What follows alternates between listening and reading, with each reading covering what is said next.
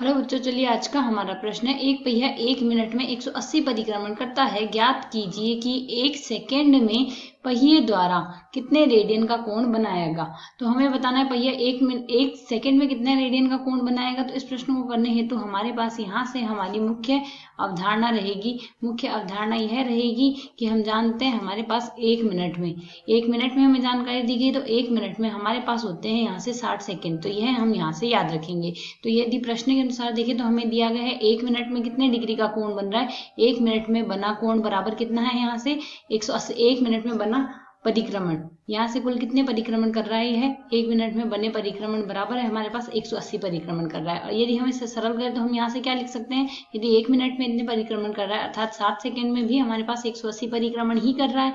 तो यदि हमें 1 सेकेंड के परिक्रमण देखें तो 1 सेकेंड के परिक्रमण हमारे पास कितने हो गए, 1 सेकेंड में बने परिक्रमण हो जाएंगे 180/60, अर्थात यहाँ से कुल 3 परिक्रमण हो रहे हैं। यदि यहाँ से कुल 3 परिक्रमण हो रहे हैं तो हमें बताना है 3 परिक्रमण में कितने रेडियन का कोण बनाएगा।